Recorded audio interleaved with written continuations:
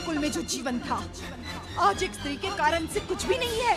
क्या ये भी झूठ है कि मेरे लाए हुए बेर आपको संसार की सबसे मीठे बेर लगते थे?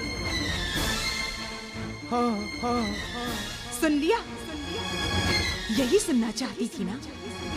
हो गया संतोष? पुत्री, राजमहल त्यागने का तुम्हारा यह निर्णय उचित नहीं है, कदापि नहीं अंजना। तुम्हारा यह निर्णय केवल भावना में बह कर लिया गया निर्णय है पुत्री। तनिक सोचो तो अंजना, कम से कम एक बार तो अपने निर्णय पर पुनर्विचार कर लो पुत्री। नहीं पिताश्री, महल छोड़कर जाने का मेरा निर्णय अटल है।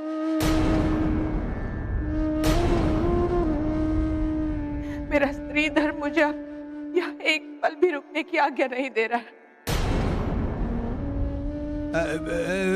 पुत्री, कभी कभी सुनी हुई बात तथा आंखों देखी घटना भी। नहीं महाबली काका, मैंने प्रत्यक्ष देखा है। सुकन्या महाराज से बहुत प्रेम करती है।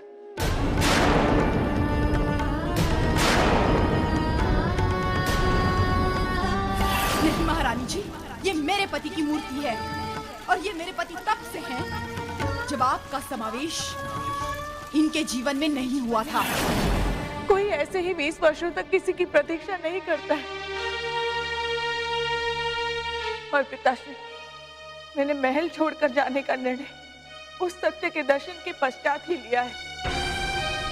किस सत्य की बात कर रही हो तुम अंजना? यही कि महाराज के हृदय में भी सुकन्या के लिए वही प्रेम, वही स्थान है जो सुकन्या के हृदय में है।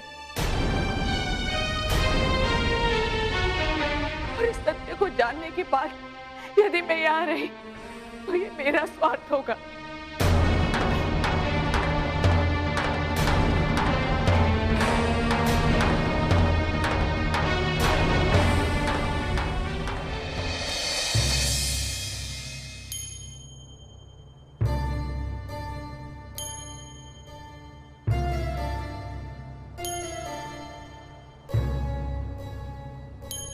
समझ में नहीं आ रहा है कि अब मैं क्या करूं। रुद्राक्ष के वन होने वाले उन सभी क्षेत्रों में हो आया हूं, किंतु कहीं रुद्राक्ष का एक फल तक नहीं मिला। मिला तो केवल ये छिलका, जो देखने से एक ही पक्षी के द्वारा खाए गए लगते हैं। क्यों कोई एक ही पक्षी केवल रुद्राक्ष को ही चुगेगा? क्या तथ्य हो सकता है इसके पीछे? कहीं किसी शत्रु का ये षड्यंत्र तो नहीं? मुझे पता लगाना होगा इसके पीछे छिपे कारण को। पक्षीराज जटायु है ना? हाँ।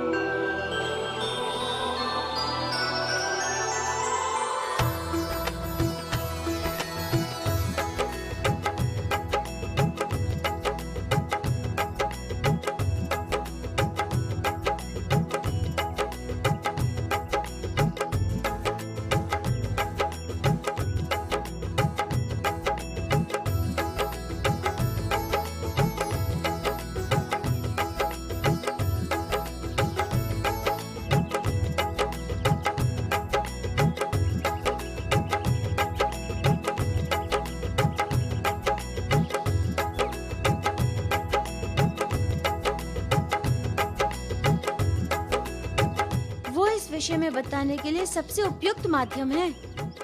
मैं बुलाता हूँ उन्हें।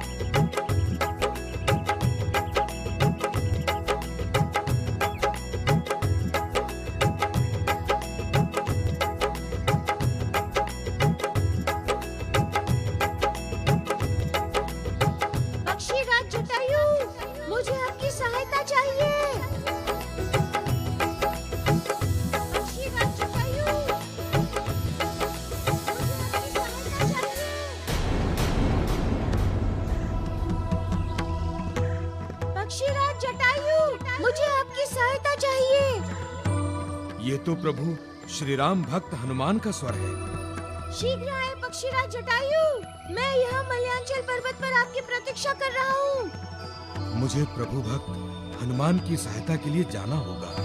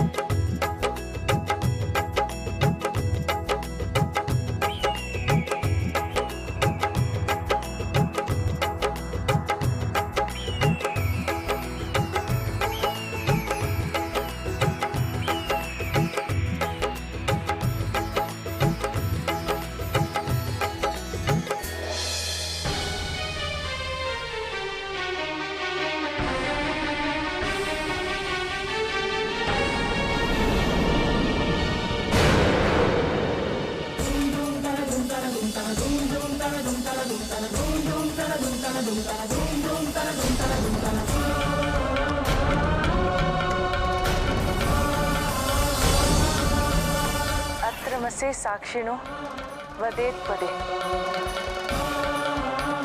स्वामी, वचनों के पवित्रता तथा विधि के विधान अनुसार मैं आज से आपकी वामांगी हूँ। आज से हम सदा के लिए प्रेम तथा स्नेह पूर्वक रहें।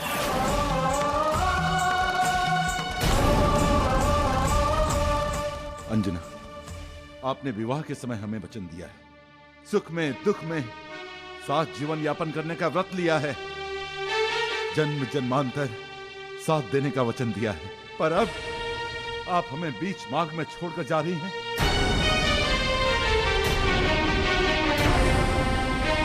मुझ पर किए जाने वाले विश्वास की नींव इतनी खोखली और निर्बल है? नहीं महाराज, नहीं, ना ही मेरे विश्वास की नींव निर्बल है और ना खोखली, और ना ही मुझे आप पर संदेह है। मैं तो यहाँ से जाने के पश्चात भी आपके चरणों की दासी ही बनकर जीऊंगी।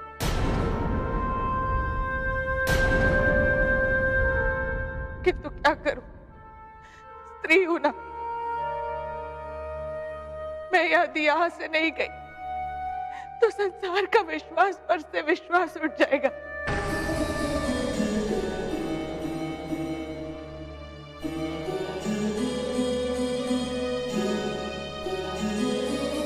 महाराज, सुकन्या आपसे अगाध प्रेम करती है, उसका आप पर अधिकार है।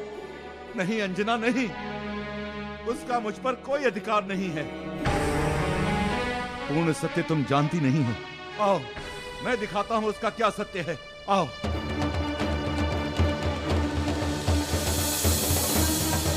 न जाने अब क्या होने वाला है। कुंजर जी, आप चिंता मत कीजिए। आंधी आती है फिर शांत हो जाती है, यही तो प्रकृति का नियम है। इसीलिए मुझे पूर्ण विश्वास है कि महाराज केसरी पुत्री अंजना के सभी संदेहों को दूर कर देंगे। हाँ, ईश्वर करे ऐसा ही हो।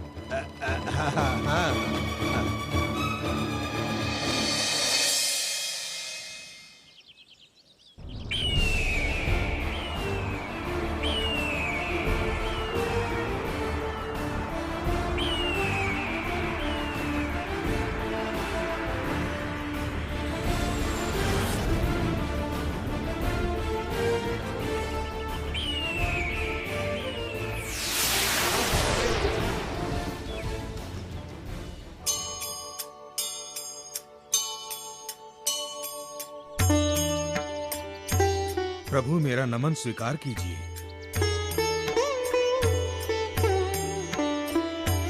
मेरी एक बुलाने पर यहाँ आने के लिए मैं आपका आभारी हूँ। प्रभु, इसमें आभार कैसा? आभारी तो मैं हूँ कि आपके सानिध्य का मुझे सौभाग्य मिला है। मैं जब भी आपके दर्शन करता हूँ तो मेरा विश्वास और भी दृढ़ हो जाता है कि प्रभु श्री राम के दर्शन होंगे।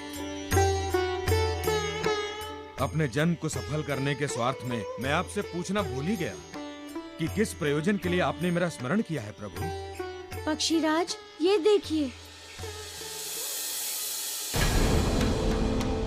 ये तो रुद्राक्ष के छिलके हैं। हाँ पक्षीराज, जब मैं किसी विशेष कार्य हेतु रुद्राक्ष को एकत्रित करने निकला तो रुद्राक्ष के सभी वनों में रुद्राक्ष के स्थान पर केवल ये छिलके मिले।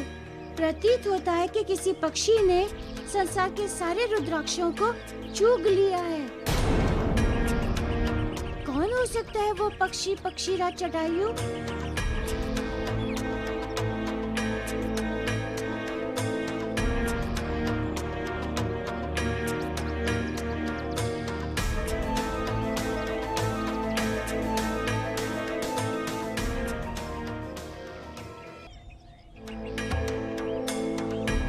क्या हुआ पक्षीराज जटायु, आप क्या सोचने लगे?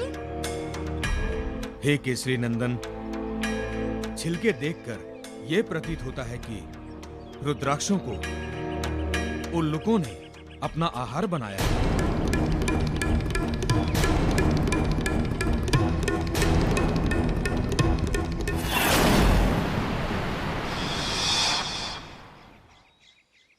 स्वामी, ये आप कहाँ ले आए हैं मुझे? उसी गुरुकुल में जहाँ आपके मन के सारे संदेह दूर होंगे।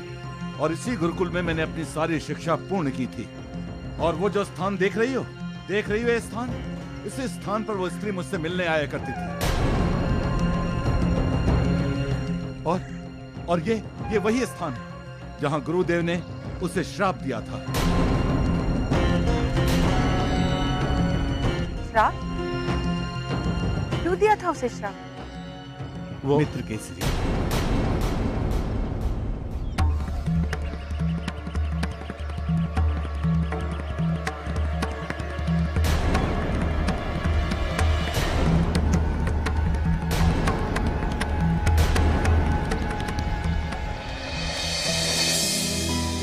किंतु उल्लुक इस क्षेत्र में आए कैसे? ये क्षेत्र तो उनका है ही नहीं। ये किसी सुनियोजित योजना के अंतर्गत हुआ है, अन्यथा एक भी रुद्राक्ष का नहीं बचना अनायास नहीं लगता। किंतु पक्षीराज, रुद्राक्ष का उन उल्लुओं से क्या संबंध हो सकता है?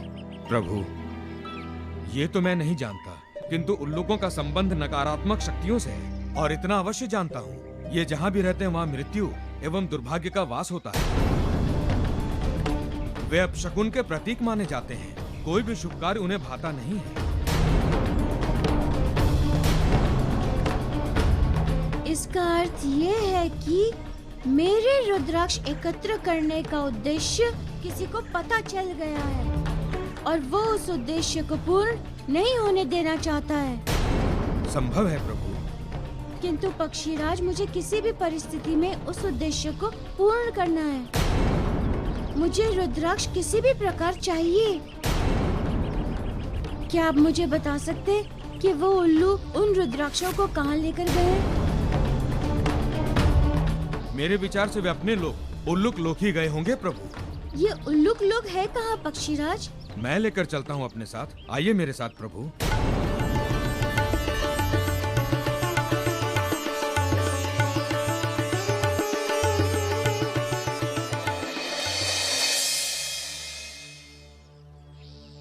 केसरी, तुम केसरी हो ना? जी, किंतु मैंने आपको पहचाना नहीं।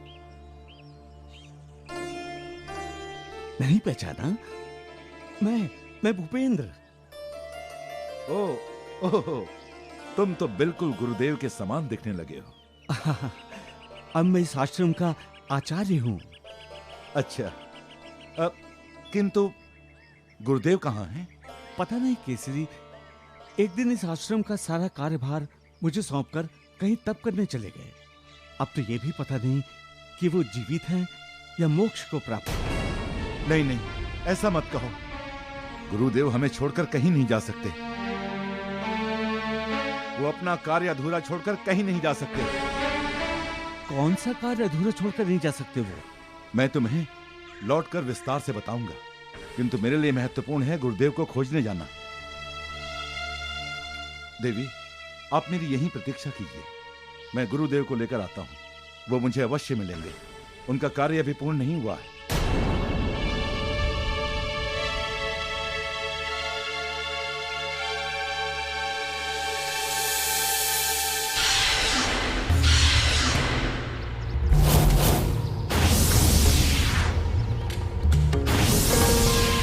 केसरी, मैं स्वयं तुम्हारे गुरुदेव को खोज रही हूँ ताकि अपने प्रेम के मार्ग में बाधा बनने का उसे दंड दे सकूं। आज तक तो वो नहीं मिला मुझे, किंतु सौभाग्य से और तुम्हारे सौजन्य से यदि आज वो जीवित यहाँ आ गया तो उसे बाधा बनने का परिणाम भुगतना ही होगा। अब नहीं बनने दूंगी मैं उसे दोबारा अपने प्रेम के मार्ग में बाधा, नहीं बनने दूंगी बाधा।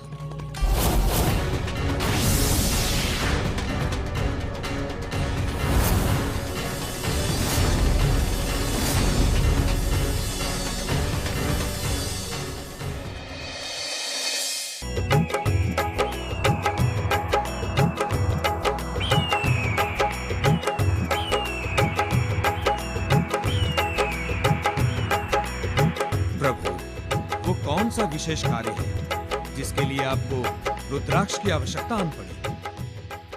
पक्षीराज, इस संसार में अनेकों प्रकार के रोग हैं, अनेकों व्याधियां हैं, जिनसे न केवल मनुष्य पीड़ित होता है, अपितु देवतागण भी ग्रसित होते हैं।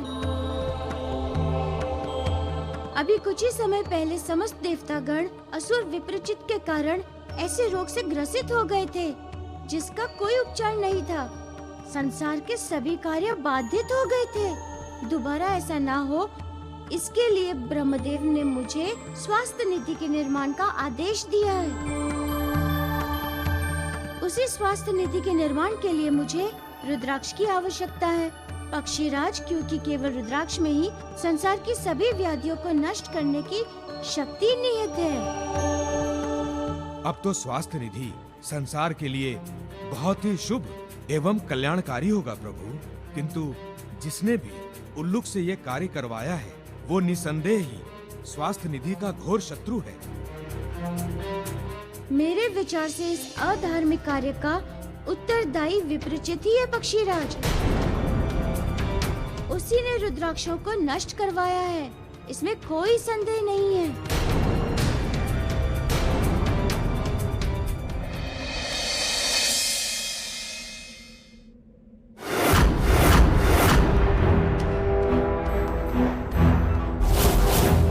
असुरराज, आपके कहने के अनुसार संसार के समस्त रुद्राक्षों को हमने यहाँ पर एकत्रित कर लिया है।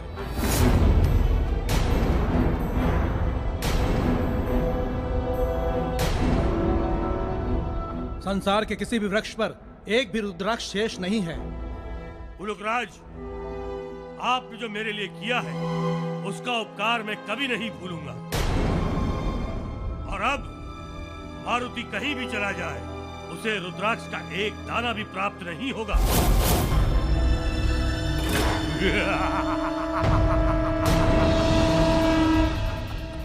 असुरराज, अब इन रुद्राक्षों का करना क्या है? धधकते लावे में झोंक कर नष्ट करना है इन्हें। धधकते लावे में झोंक कर नष्ट करना है इन्हें।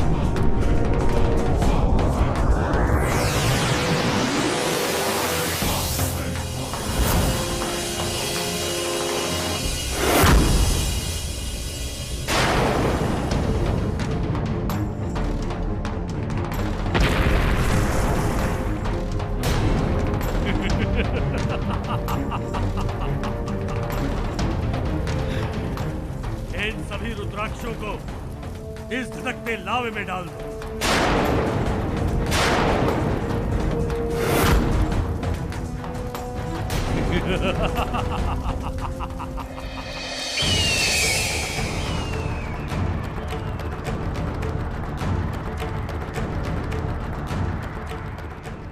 हे प्रभु, यदि रुद्राक्ष विपरीचित के अधिकार में है, तब तो रुद्राक्ष पर बहुत भारी संकट है। वो नष्ट भी कर सकता है उन रुद्राक्षों को प्रभु। हाँ पक्षीराज, वो उन्हें नष्ट करने का प्रयास तो अवश्य करेगा, किंतु मुझे पूर्ण विश्वास है कि रुद्र के पवित्र अश्रु से निर्मित रुद्राक्ष को विपरीचित जैसा असुर कदापि नष्ट नहीं कर सकता।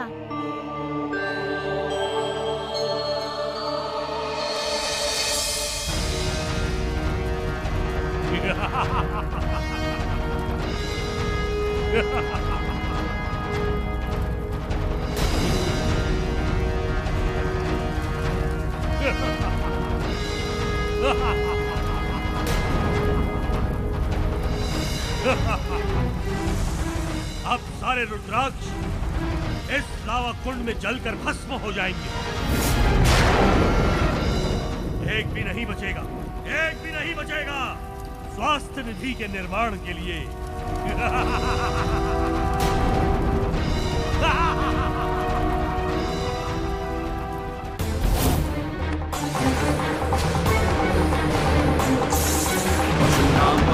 प्रकाशं परेशं गजेन्द्रस्य कृत्यं वसानं वरेण्यम्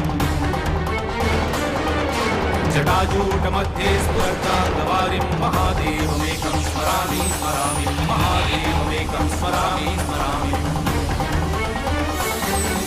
महेशं सुरेशं सुरारातिनाशं विभुं विश्वनाथं विभूत्यङ्गभूषम् विरूपाक्षमिन्दर्कबन्धीकृनेत्रं सदानन्दमीडे प्रभु पञ्चवक्त्रम् सदानन्दमीडे प्रभु पञ्चवक्त्रम् सदानन्दमीडे प्रभु पञ्चवक्त्रम्। ये क्या हुआ? इस लावा कुंड की अग्नि कैसे बुझ गई? किसने बुझाई ये अग्नि? किसने बुझाई ये अग्नि? स्वयं रुद्र के अश्रुओं से निर्मित रुद्राक्ष ने।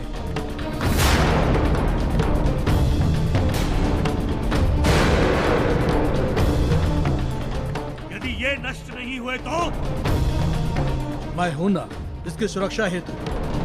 आपको तो ज्ञात ही है कि मुझे वरदान प्राप्त है कि मेरे अधिकार के वस्तु को मेरी इच्छा के विरुद्ध कोई भी प्राप्त नहीं कर सकता।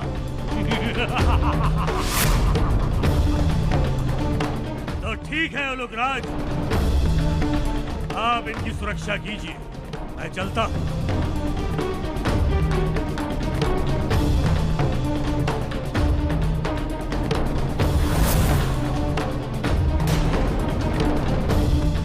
अब वो समय आ गया है कि मैं अपने साथ हुए अन्याय का प्रतिशोध ले सकूं।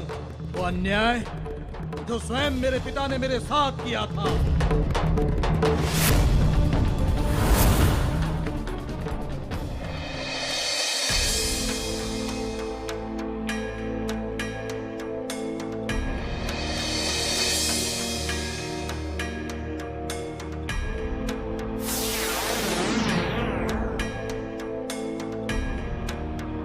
हे केसरी नंदन, यहाँ से उल्लुकों की सीमा का प्रारंभ होता है। संसार में जहाँ भी उल्लुकों का वास होता है, वहाँ इसी प्रकार सन्नाटा पसरा रहता है तथा स्थान उदासीनता एवं निर्जनता से भर जाता है। दुर्भाग्य एवं मृत्यु उल्लुकों के सहचर हो जाते हैं। किंतु पक्षीराज, उल्लुकों के साथ ऐसा क्यों है? उल्लुक भी तो एक पक्षी ही है, और पक्षी तो प्रकृति की संरचना में योगदान करते हैं। इसके पीछे ऋषि कश्यप द्वारा दिया गया श्राप है प्रभु। ऋषि कश्यप द्वारा दिया गया श्राप? किंतु पक्षीराज, ऋषि कश्यप तो समस्त पक्षियों के जनक हैं। एक पिता अपने पुत्र को श्राप क्यों देगा? इसके पीछे बहुत बड़ा कारण है प्रभु। हम सभी पक्षी माता कद्रु के संतान हैं। अलग अलग समय में उनके गर्भ से अलग अलग प्रजातियों के पक्षियों का जन्म हुआ। उस समय जब उल्लुक माता कद्रु के गर्भ में थे, तो उन दिनों माता पूरे दिन सोती रहती थी।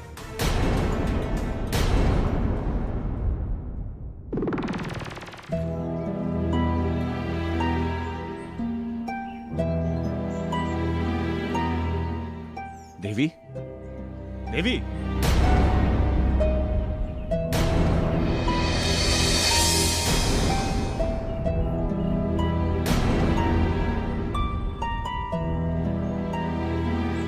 माता ने गर्भावस्था के उस पूरे समय में कभी दिन का प्रकाश देखा ही नहीं। माता की इस प्रवृत्ति का उल्लुकों पर बहुत बुरा प्रभाव पड़ा। जब उनका जन्म हुआ तो वो दिन में देखने में अक्षम थे, केवल रात्रि काल में ही देख पाते थे। किंतु ये बात उन्होंने किसी को बताई नहीं। क्यों? क्यों पक्षीराज? क्योंकि उन्हें भय था कि सच के उजागर हो जाने पर वे अन्य पक्षियों के बीच उपहास के पात्र बन जाएंगे। अब इसका परिणाम यह हुआ कि रात्रि काल में देख पाने के कारण वो रात्रि काल में जागरण करते थे और दिन भर शयन करते थे।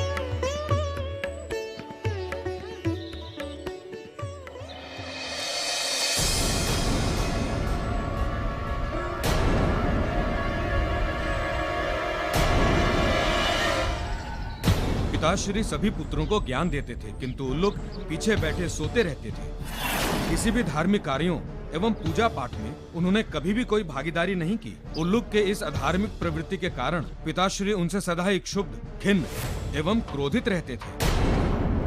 धीरे धीरे पिताश्री के मन में यह बात गहरी बैठती चली गई कि उल्लुक अपनी अधार्मिक प्रवृत्तियों को छुपाने के लिए ही सोने का बहाना करते हैं। ये तो बहुत ही बुरा हुआ पक्षीराज, क्योंकि बुराई से अधिक किसी के प्रति बुरी धारणा का बनना घातक होता है। तदुपरांत क्या हुआ पक्षीराज? एक दिन आश्रम में एक भव्य यज्ञ का आयोजन था। दूर दूर से ऋषि मुनि आए थे। पिताश्री की हम सभी संतानें तथा आश्रम के सभी सदस्य उस यज्ञ में सम्मिलित हुए, किंतु बस यदि कोई नहीं सम्मिलित हुआ तो वो थे उल्लुक। वो उस दिन भी कुटिया में सो रहे थे। उनकी अनुपस्थिति ने पिताश्री के क्रोधाग्नि को और भड़का दिया। वे सीधे उस कुटी की ओर गए और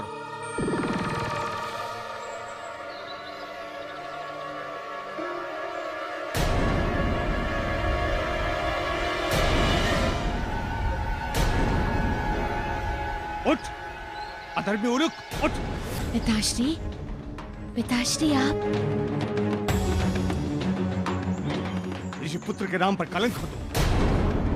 इतना बड़ा यज्ञ छोड़कर तू यहाँ शयन कर रहा है? जा, तुझे आज मैं शाप देता हूँ, तू किसी भी कार्य के योग्य न रहेगा।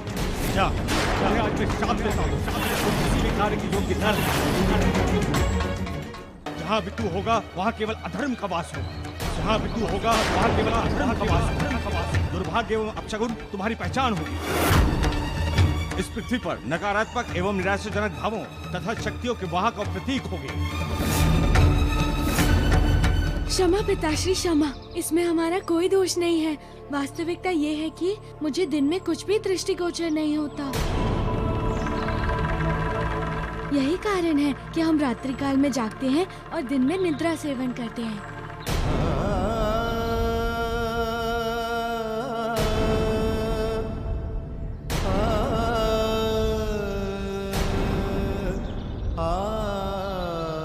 ये मुझसे कैसा अधर्म हो गया?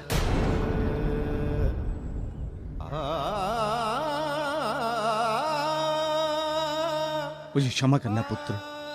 मैंने शाप तो तुम्हें दे दिया जो मैं वापस नहीं ले सकता, किंतु उसके बदले तुझे एक वरदान दे सकता हूँ। दिन में न देखने की अक्षमता के कारण मैं तुम्हें वरदान देता हूँ, तुम्हारी इच्छा के विरुद्ध कोई भी तुमसे जीत नहीं सकता। तुम्हारी इच्छा के विरुद्ध इच्छा कोई भी तुमसे जीत नहीं सकता।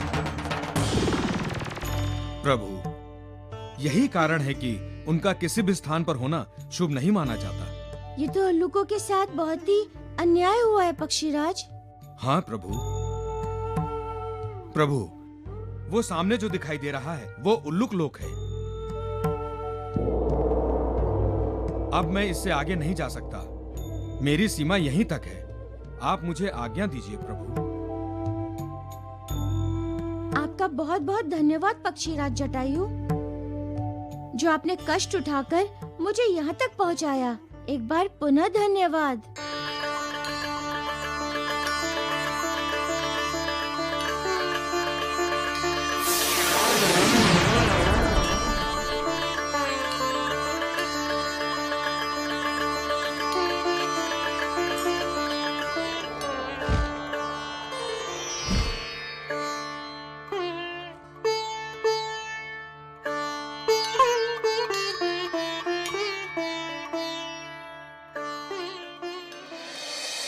गुरुदेव, गुरुदेव कहाँ हैं आप? गुरुदेव,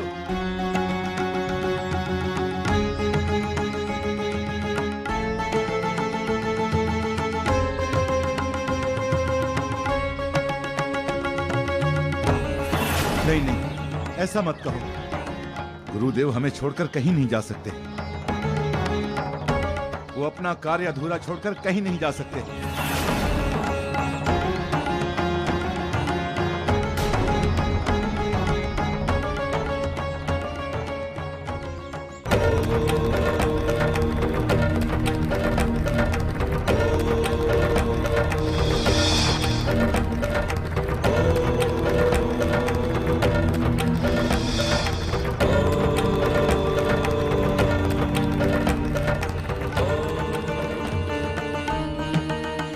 कहाँ हैं आप?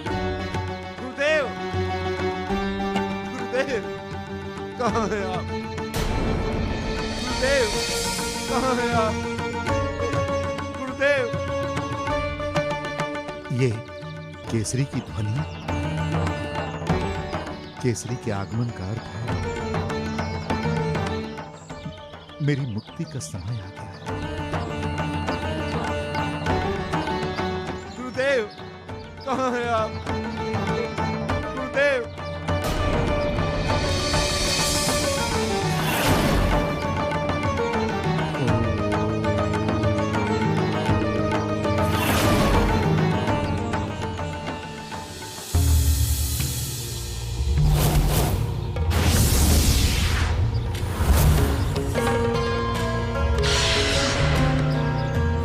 जा, मैं तुझे श्राप देता हूं कि जिस तरह का तेरा पाषाण हृदय है, उस तरह की तू पाषाण स्वरूप भी हो जाएगी।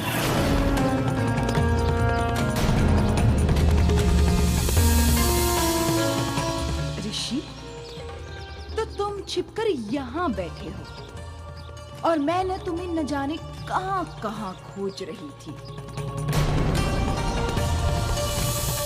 वर्षों बाद आज मेरा प्रतिशोध पूर्ण होगा।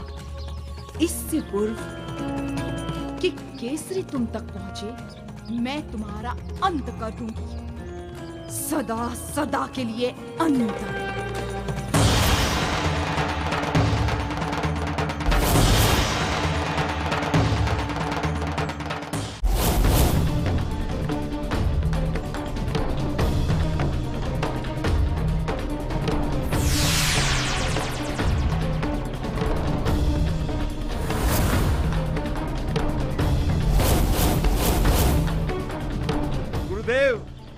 गुरुदेव, गुरुदेव आप कहाँ हैं?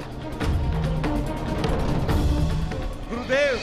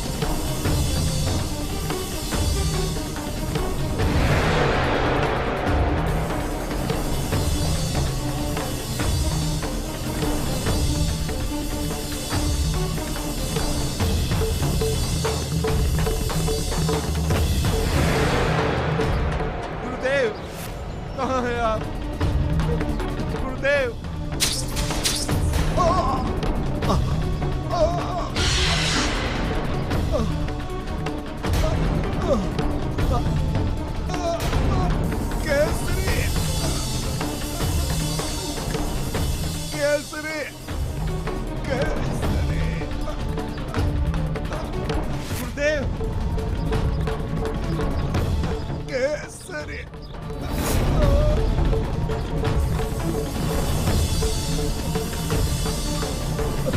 केसरी केसरी